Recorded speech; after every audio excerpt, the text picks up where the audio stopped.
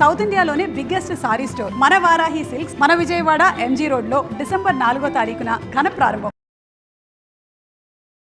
రమగారు నమస్తే జయ. రమగారు, దేవుని ఫోటోలు, ప్రతిమలు కానీ ఫోటోలు కానీ, ముఖ్యంగా ఫోటోల గురించి మాట్లాడుకుందాం. వీటికి కూడా సపరేట్గా ఒక దిక్కు ఇటువైపుగా ఉండాలి, ఇటువైపు పెడితే ఇటువైపు చూస్తున్నట్లుగా ఉండాలి, అలాంటి లెక్క నియమాలు ఏమన్నా ఉంటాయండి? అంటే మనకి మామూలుగా ఒక మాట చెప్తారు, ఏదైనా పని అవ్వలేదనుకో, అవదు తూర్పు తిరిగి దండం పెట్టే అంటారు. దండం పెట్టే అంటే ఇంకా అవదని కాదు, అయ్యేందుకు ఒక అవకాశం కనపడుతుందని. ఆగిపోయి అది నెగిటివ్గా కాదా? ఇంకేముంది, తూర్పు తిరిగి దండం పెట్టడమే అంటాం. అది అవ్వకపోయినా పర్వాలేదు, నీకు ఒక ఏమంటారు, ఒక పోనీలే అన్న భావన వస్తుంది తూర్పు తిరిగి చూడడం వల్ల. రెండోది, అది మళ్ళీ ఓపెన్ అయ్యే అవకాశం వస్తుంది. రెండోది, తూర్పు తిరిగితే ఎవరుంటారు తూర్పున? సూర్య భగవానుడు. సూర్యుడి వైపు చూడాలి మనం. ఏ ప్రాబ్లం వచ్చినా తూర్పు తిరుగు, అంతే. తూర్పు తిరిగి దండం పెట్టు. అవదు కాదు, అవుతుంది. దారి కనపడుతుంది. అవ్వకపోయినా పర్వాలేదనే పరిస్థితి కనిపిస్తుంది మనకు. అదేగా కావాలి జయ, ఏదైనా అయితే పని కావాలి, లేదా అది కాలేదన్న ఏడుపొద్దు మనకి. ఏడుపు ఉండకూడదు. ఆ ఏడుపు లేని స్థితి ఎప్పుడు వస్తుంది? మనం తూర్పుకి తిరిగితే వస్తుంది. మీ దేవుడి పటాలన్నీ తూర్పు గోడకి పెట్టుకోండి, దేవుడి మందిరాన్ని తూర్పు గోడకి చేర్చి పెట్టుకోండి. అప్పుడు మీరు తప్పనిసరిగా తూర్పుకే తిరిగి దండం పెడతారు. ఇప్పుడు తూర్పు గోడ ఇది అనుకో, నా ఎదురుగుండాది. నేను దండం పెట్టాలంటే నేనేం చూస్తా? దేవుణ్ణి చూస్తా. తర్వాత నేను చూసే దిక్కేది తూర్పు దిక్కు. అది మన పాయింట్. దీనికి వాస్తు కాదు, చిన్న కామన్ సెన్స్. మామూలుగా మనం దేవుణ్ణి ఈశాన్యంలో పెట్టుకోవాలి అని చెప్తారు. ఈశాన్యంలో నీరు ఉండాలి, దేవుడి మందిరం, దేవుడి దేవతార్చన ఈశాన్యంలో ఉండాలి, ఆగ్నేయంలో వంటిల్లు. లెక్క ఇంతే, సింపుల్. అవునండి. నైరుతిలో బెడ్రూమ్ ఉంటుంది, వాయువ్యంలో పిల్లల రూమ్స్ అలాంటివి ఉండొచ్చు, గోశాల అవి కూడా వాయువ్యంలో ఉండొచ్చు. ఇది లెక్క. ఈ లెక్క ప్రకారం మనకి అందరి ఇళ్లలో పర్ఫెక్ట్ ఈశాన్యాలు కుదురుతాయంటావు? ఇప్పుడు ఎక్కడండి అసలు అవకాశాలే దొరకట్లేదు. అపార్ట్మెంట్లలో కుదరవు అసలు. దిక్కులు ఎక్కడ విదిక్కులుగా క్రాస్గా అడ్డదిడ్డంగా ఉండే ఇళ్ళు కూడా అవి కూడా ఉంటాయి. ఈజీ మెథడ్ ఏంటంటే తూర్పు గోడ. ఇంకా ఏదైనా పర్ఫెక్ట్ దిక్కు ఇక్కడ పెట్టుకోవడం చెప్తారు పెద్దవాళ్ళు. ఇప్పుడు పెద్దవాళ్ళు ఎవరినో పిలిచి అడగలేం మనం, ఖర్చు అవుతుంది. అవును. ఒకటి దొరకరు, వాళ్ళు చెప్పినవి మనం చేయలేకపోతాం. చేయకపోతే కించ, అదేదో చేయలేదు కాబట్టి ఈ బ్రహ్మాండం పగలదీయట్లేదు మనమని. ఆ వాస్తు ఏదో చేసేసేదాకా ప్రాణం తోచదు. అడిగిన దగ్గర నుంచి శంకగా ఉండదు. అసలు అడగద్దు, అడక్కండి. హాయిగా తూర్పు తిరిగి దండం పెట్టండి. తూర్పుకి పెట్టుకోండి, ఏ తప్పు ఉండదు. ఎలాంటి ప్రతిమైనా, ఎలాంటి ఫోటో, ప్రతిమ పక్కన పెట్టు, ప్రతిమ కాదు, ఫోటోస్ వరకు. ప్రతిమలు అంటే బరువు అనుకో జయ. మామూలుగా తూర్పున బరువు పెంచకూడదని ఒక శాస్త్రం, ఒక లెక్క చెప్తారు. అట్లా మనం తూర్పు గోడ సంగతి మాట్లాడుతున్నాం. తూర్పుకి ఏదైనా చిన్న బల్ల పెట్టుకుని అక్కడ ఏదైనా ఒక విగ్రహం పెట్టుకోదలిస్తే పెట్టుకోవచ్చు. మామూలు ఇప్పుడు మట్టి బొమ్మలు, గురువాయూరు కృష్ణుడు ఒక ఆయన కనపడుతుంటాడు, బాగా అందరి ఇళ్లలో ఉంటాడు. ఇప్పుడు ఇతడి విగ్రహాలు వచ్చినాయి, ఇంత కృష్ణుడు, అంత కృష్ణుడు, అంత కృష్ణుడు, ఇంత వారాహిని కూడా పెట్టుకుంటున్నారు మా విరివిగా ఇవాళ రేపు ఇళ్లలో. అవునండి. అది ఎట్లా అంటే దేవతార్చనలో కాదు, ముఖదర్శనానికి. అదేలే, ముఖదర్శనం చేయించనే తప్పేం లేదు. ఉగ్రదేవత అయినప్పటికీ మనకి నెగిటివ్ ఎనర్జీస్ పోతాయి, ఇంట్లో ఇంచి పెట్టుకోవచ్చు, ఏం తప్పులేదమ్మా. మీరు అది అర్చన చేయకూడదు. ఉగ్రదేవత ఆరాధన పనికిరాదు, మనం చేయలేము, ఆమెకు సరిపడా మనం ఇవ్వలేము. తప్పని కాదు జయ, అది పాయింట్. మనం చేయకూడదు కాదు. అది ఏంటంటే చాలా మంత్రం పునశ్చరణ జరిగేది, చాలా అన్నశాంతి జరిగేది, విరివిగా జనం వచ్చేది. 100 చెప్పులు విడవాలి అక్కడ. ఎక్కడ మన ఇంట్లో 100 చెప్పులు ఉంటాయి, విడుస్తావా? మనమే ఉంటే డబ్బాలో పెట్టుకుని లోపల పెట్టుకుంటాం. అంత జనం రావాలి, అన్ని పాదాలు లోపలికి వచ్చి వెళ్తూ ఉండాలి. అలాంటి చోట అర్చన మంచిది. వాళ్ళు కూడా ఏం చేస్తారు, రోజు ఏం ఆరాధించరమ్మా, రోజు ఆరాధించరు. ఆ రోజుల్లో ప్రత్యేకంగా ఇప్పుడు వారాహి ఆలయాలే ఉంటే ఆ అమ్మకి సరిపడా బోల్డ్ అంత సేవాకాలం జరిపి ఆమెకి ఇవ్వాల్సిన బలులు అవి, అన్నబలి, కుష్మాండ బలి అవన్నీ ఇచ్చి మంత్రకట్టులో ఆమె ఉండేలాగా పెట్టుకుంటారు. మనం అవన్నీ ఏం చేస్తాం, చేయలేకపోతాం కదా సాధారణంగా అయితే. అందుకని చేయలేం కాబట్టి దేవతార్చన బొట్టు పెట్టి దీపం పెట్టి నో. ఓకే, షోపీస్ దర్శనం, ఓన్లీ ముఖ దర్శనమే, షోపీస్ మాత్రమే. అలా కావాలంటే పెట్టుకోవచ్చు, ఇంత పెద్దది మాత్రం కాదు, అంతది. పెట్టుకోవచ్చు. ఇంకా కృష్ణయ్యలు ఎంతమందో కృష్ణుడు దొరుకుతారు, గోపాలకృష్ణమ్మ దొరుకుతాడు, రాధాకృష్ణులు కనిపిస్తారు. ఏది కావాలంటే అది పెట్టుకోవచ్చు. ఎక్కువ బరువులు చాలా తూర్పు గోడకి చేర్చకూడదు. గోడ దగ్గర మీద పెట్టుకోవచ్చు. మీద విగ్రహాలు పెట్టాం, మీద పటాలు పెట్టుకుంటాం కదా. జస్ట్ కామన్ సెన్స్ వాడండి అంతే. దేవుడి ఫోటోలు పెట్టుకున్న ప్రదేశంలో చనిపోయిన వారి ఫోటోలు పెట్టొచ్చా?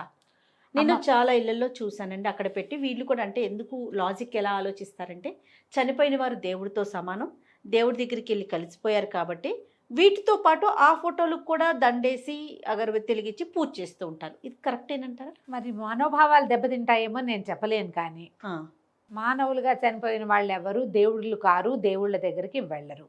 మన అమ్మ నాన్న, మన తాత బామ్మ అమ్మమ్మ మనకి దేవతలతో సమానం, కానీ మనకి సమానం కానీ దేవుళ్ళతో సమానం కాదు. అలా పెట్టుకోకూడదు. దేవతార్చన మాత్రమే. భూమి మీద సంచరించిన వాళ్ళెవరూ కాదు. భూమి మీద సంచరించిన వాళ్ళలో మనకంటే ముందు కాలం వాళ్ళైన రాముడు కృష్ణుడు ఉండొచ్చు, వాళ్ళు దేవుళ్ళుగా ప్రూవ్ అయి ఉన్నారు. మన అమ్మ నాన్న ఫోటోలు కావాలంటే మన దేవుడి గది ఎక్కడుందో మనకి ఆ గదిలో ఇంకో గోడ మీద పెట్టుకోండి, అంతేగాని వాటితో పాటుగా దేవుడి మందిరంలో పెట్టకూడదు. శాస్త్రం అప్పది. మీరు అడిగింది అదే కదా, అదే అడుగుతున్నాను. పనికిరాదు అట్లా. అలా ఎవరు పెద్దవాళ్ళు పెట్టుకోమని చెప్పరు. చనిపోయిన వాళ్ళ ఫోటోలు పెట్టుకోరు. ఓకే, మీరు హాల్లో ఎక్కడైనా పెట్టుకోవచ్చు. ఓ పువ్వులు దండేయచ్చు. అమ్మ ముందు ఫోటో పెట్టుకుంటే పూజ చేస్తేనే, పూజ అంటే ఏంటి దేవుడికి చూపించినట్టు పంచోపచారాలు చేస్తామా, షోడశోపచారాలు చేస్తామా? వీళ్ళకి ఏమి చెయ్యము. కానీ మనం అక్కడ పెట్టుకున్నప్పుడు అందరితో పాటు చేయి చూపిస్తాం కదా, అవును, అది పనికిరాదు. మీరు శ్రద్ధగా చేయవలసింది ఏంటంటే మీ అమ్మా నాన్నలకి చెడ్డ పేరు తేకండి, పేరు నిలబెట్టండి మొదటిది. రెండోది ఈ సంక్రమణం అప్పుడు కానీ లేకపోతే మహాలయ పక్షాలప్పుడు కానీ వాళ్ళని తలుచుకుని వాళ్ళకి కాస్త నీరు వదిలిపెట్టే మార్గం, కాస్త స్వయం పాకం ఇవ్వటం, వాళ్ళ పేరుతోటి ఏదో ఒక క్రియ మీ గృహాచారాలని బట్టి నేను చెప్పిందే చేయాలంటలా. మీ పద్ధతిలో ఏ ప్రకారం చేస్తారో జ్ఞాపకార్థాలు చేస్తారు కదా, జ్ఞాపకార్థం చేయండి. ఓకే, వాళ్ళ పేరుతోటి ఎవరికైనా ఓ 100 రూపాయలు ఇవ్వండి, ఓ పుస్తకం కొనిపెట్టండి, చదువుకునేందుకు అవకాశం ఇవ్వండి, ఓ పెళ్ళి అవుతుంటే 10,000 ఇవ్వండి, అక్కడ ఎక్కడైనా అన్నదానానికి ఇవ్వండి. అది చేస్తే మీ పితృదేవతలకి మోక్షం కలుగుతుంది. వాళ్ళు దేవతలు ఉండే స్థానానికి వెళ్ళగలిగే అర్హత సంపాదించుకుంటారు మీరు చేసే ఈ పనుల వల్ల. పటాన్ని తీసుకెళ్లి దేవతలను దేవుళ్ళ ఫోటోల్లో పెట్టేయటం వల్ల మనం సాధించేదేం లేదు, దోషం ఉంటుంది కాస్త. అది చెయ్యొద్దు. ఓకే, లెక్క ప్రకారం అయితే చేయకూడదు. ఓకే రమ్ గారు, ఇంకొక సందేహం అండి. ముఖద్వారానికి అంటే ఇంటి గుమ్మానికి పైన వినాయకుడు ప్రతిమలు, వినాయకుడి ఫొటోస్, ఆంజనేయ స్వామి ఫోటోలు, ఇట్లా రకరకాల ఫొటోస్ పెట్టుకుంటుంటారు స్వామి వారిలో. సాధారణంగా అలా పెట్టుకునే వాళ్ళందరూ ఏదో ఒక బోధతోటి పెట్టుకుంటారు. ఏ గురువు గారు తరచూ దిష్టి తగులుతోంది అట్లా అని, లేదా ఇంట్లో ఏదైనా గ్రహపీడలు ఉన్నాయి అలా అన్నప్పుడు, మనకే ఎంతసేపు నరదిష్టి తగిలిస్తుంది ఇలాంటి భావాలు ఉన్నప్పుడు ఈ కళ్ళ దిష్టి వినాయకుడని, ఆంజనేయ స్వామి అని ఇలా పెట్టుకుంటున్నారు. ఇప్పుడు గురువుగారులు చాలా మంది చెప్తారమ్మా అట్లా అని, ఓకే పెట్టుకోండి పైన అని. ఒక ఆంజనేయ స్వామి, ఆయనకి మందారమాల వేయటం, వినాయకుడు ఏదైనా కింద వీధి శూలం దీన్ని అనుమానం ఉంది అప్పుడు వినాయక విగ్రహాలు పెడతారు కదా, అట్లా పైన పెట్టుకోవచ్చు. కన్స్ట్రక్షన్ లో ఉన్నప్పుడు కీర్తిముఖుడిని పెడతారు. ఓ రాక్షస మొహం లాగా ఉంటుంది కదా, ఎక్కడైనా చూసుంటావు నువ్వు. ఈ రోడ్ల మీద అవి ముఖాలు ఉన్నవి మాస్కులు లాంటివి కూడా అమ్ముతారు. కన్స్ట్రక్షన్ లో ఉన్నప్పుడు కీర్తిముఖుడిని పెడతారు. కన్స్ట్రక్షన్ అయిపోయి మనం గృహప్రవేశం చేశాక గుమ్మడికాయలు కట్టుకుంటారు దిష్టి తగలకుండా. నెగిటివ్ ఎనర్జీస్ని తీసుకుంటాయి అవన్నీ. అవంతా పూర్వకాలం నుంచి వస్తున్నవే. మీరు ఏదైనా పెట్టుకోదలిస్తే ఒక పెద్ద పటంగా అక్కడ చిన్నది ఏదైనా పెట్టుకోవచ్చు, అంత తప్పేం లేదు. అయితే ఇంకోటి ప్రత్యేకంగా చెప్తాం. ఇవాళ రేపు చాలా మంది అడుగుతున్నారు, నీకు దగ్గరికి ఈ ప్రశ్న వచ్చి ఉండదు, దక్షిణామూర్తిని ఇంట్లో పెట్టుకోవచ్చా, ఎక్కడ పెట్టుకోవాలి?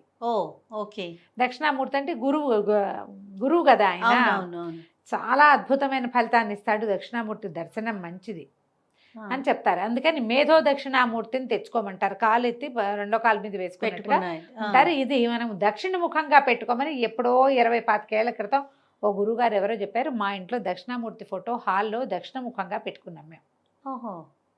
ఫోటోనే అది, మేము ప్రతిమా విశేషాలు ఏమి కాదు, ఒక అంత పిక్చర్. దాన్ని దక్షిణముఖంగా చూసేలా పెట్టుకుంటే ఇంట్లో ఉన్న పిల్లలకి నాలెడ్జ్ పెరుగుతుంది, మనకి జ్ఞానం కలుగుతుంది. ఇప్పుడు ఇందులో GK, general knowledge, current affairs తెలియటమే కాదు, నేను ఎవరనే జ్ఞానం తెలియటం చాలా అవసరం అవసరం కదా. ఆత్మజ్ఞానం కూడా కలుగుతుంది. ఓ రోజులో వచ్చేది కాదు, అవకాశం ఉంటే దీనివల్ల అది కూడా లభిస్తుంది. పిల్లలు చదువుకునే పిల్లలు అలా ఉన్నప్పుడు మనం మేధో దక్షిణామూర్తిని తెచ్చుకోవచ్చు. విగ్రహాలు తేకండి, ఫోటో తెచ్చుకోండి, అది దక్షిణముఖంగా పెడితే కనుక మంచి ఫలితం లభిస్తుంది. ఆయనకి ఏం చేసేవాళ్ళం అంటే ఇప్పుడు చేయట్లేదు జయ, శ్రద్ధ పోయి నాకు పని చేయలేని పరిస్థితి కూడా వస్తుంది మెల్లిగా. బుధవారం నాడు శనగలు నానబెట్టి గురువారం పొద్దున్నే శనగలు గుచ్చి 108 లేదా 54 ఆ దండ వేసేవాళ్ళం. మన ఇంట్లో చదువుకునే పిల్లలున్నా, మనమే ఏదైనా మంచి మంచి పరీక్షలకు అపేర్ అవుతున్నా ఈ పరిహారం ఇది చేసుకోవచ్చు. బాగుంది. ప్రతి గురువారము చేయాలి. ఇంక ఇందులో బాబాగారులు ఎవరు లేరు, దక్షిణామూర్తి మాత్రమే. ఆయనకే ఈ శనగల దండ చెప్పబడింది. 20-25 ఏళ్ల క్రితం ఒక తమిళియన్ ఆయనే చెప్పారు మాకు, గురువు గారు. అప్పటి దాన్ని నుంచి ప్రసాదంగా తీసుకుంటారు. ఏం లేదు, ఆ దండ వేస్తాం, అది ఎండిపోతుంది మెల్లిగా. పై గురువారం తీసేసి దాన్ని మా మొక్కల్లో వేసేయటం, మళ్ళీ కొత్త దండ వేయటం. ఓహో, ఈ వారం రోజులు ఆ దండ ఉంటుంది. ఓకే, అట్లా బాగుంది రమ్మగారు, మంచి విషయం. రైట్ అండి. అయితే మనం చేసే వీడియోస్ కింద చాలా మంది చాలా సందేహాలు అడుగుతున్నారు రమ్మగారు. రమ్మగారితో ఇది చెప్పించండి, ఈ సందేహాన్ని నివృత్తి చేయండి అని. నాకు ఒక కొత్త కాన్సెప్ట్ని తీసుకొద్దాం అనిపించిందండి. ఎట్లానో మనం మాట్లాడుకుంటూ ఉంటాం, వాళ్ళు వీళ్ళు అడిగిందే కదా, వాళ్ళ ప్రశ్న మీ సమాధానం. మీ దగ్గర నుంచి ఏది ఎక్స్పెక్ట్ చేసినా, ఎలాంటి ప్రశ్న అయినా కూడా మీరు చెప్పగలిగినంత వరకు దాన్ని ఒక కార్యక్రమం కింద తీసుకెళ్దాం రమ్మగారు. చేద్దాం అట్లాగే. అది రాబోయే కాలంలో ఆ ప్రయత్నం కూడా చేద్దామని నా ఉద్దేశం. ఓకే, రైట్ అండి. నమస్తే. నమస్తే జయ.